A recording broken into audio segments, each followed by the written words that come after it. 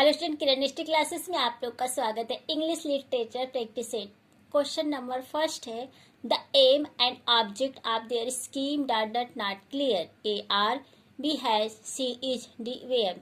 तो the aim हमारा subject the aim and object है और हमारा आर्टिकल बस सिर्फ एक के सामने लगा है तो इज का प्रयोग होगा। The aim and object of their scheme is not clear.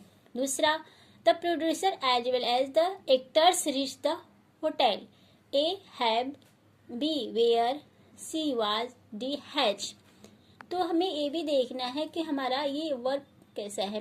तो reached थर्ड फॉर्म है तो have या has लगेगा और as well as के पहले हमारा the producer है जो कि सिंगुलर है तो हमारा has लगेगा। ठीक। Question number 3, many an engineer data present there। A where, B was, C are, D has। Many an engineer present there। तो आंसर हमारा हो जाएगा बी। many के साथ हमारा सिंगुलर फॉर्म लगता है।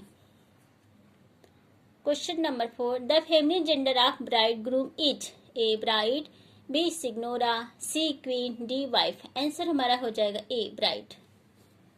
Question number 5, which kind of noun is adversity। A common noun, B proper noun, C abstract noun, D collective noun। adversity कौन सा नाउन है? abstract noun। Question number 6, in the formation of nouns from words which of the following is not correct। A seaside, B expect, expectation, C fly, flying, D include, inclusion। Answer हमारा हो जाएगा C fly, flying. Flying हमारा adjective है जो कि incorrect है। Question number 7, which of the following words has correct spelling. Influenza, INFLUNZE, B INFLUENZA, C INFLUNZA, D INFLUENSA। Answer हमारा हो जाएगा B INFLUENZA। Question number 8, which of the following sentences is negative. A I came from a rich family, B you can do all this in no time, C he does not listen to me, D they are very gentle people. Answer होगा C. Question number 9, which of the following in as example of reflexive pronoun। A enjoyed, B myself, C once, D none of these। तो reflexive pronoun B answer होगा myself। Question number 10, choose the option which is closest in meaning to the word given in capitals। pen sticking, A feeling paining, B through and rigorous, C taking risk, D painful and sorrowful। Answer होगा हमारा B through and रगुलस। Question number 11, indolent. Indolent means होता है lazy, B. Cautious means सावधान, unintelligent मतलब अबुद्धिमान, stubborn means जिद्दी। Question number 12, accomplish. Amass, B acquire, C adhere, D achieve. Accomplish का सिनोनिम हमारा हो जाएगा डी अचीव। अमास मीन्स एकत्र करना, अधरे मीन्स पालन करना, एक्वायर मीन्स अधिग्रहण करना। Question number 13, who succeeded Wordsworth as poet laureate in 1815।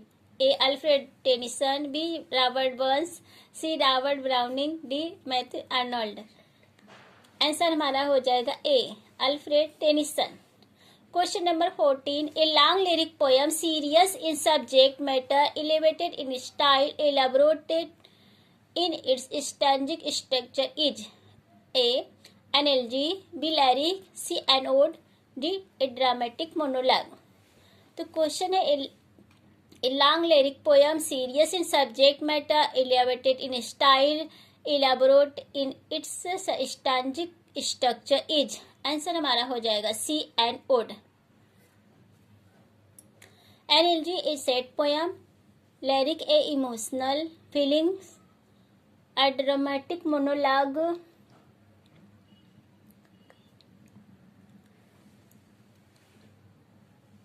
dramatic monologue is a long excerpt in a play, poem or story. Question number 15. Who among the following was not a member of the group the University Wits? A. Ben Jonson, B. Thomas Nase, C. Christopher Marlowe, D. George Philly. Who among the following was not a member of the group the University Wits?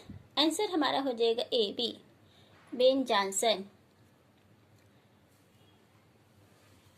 The University Wits is a phrase used to name of a group of the late 6th century English playwrights.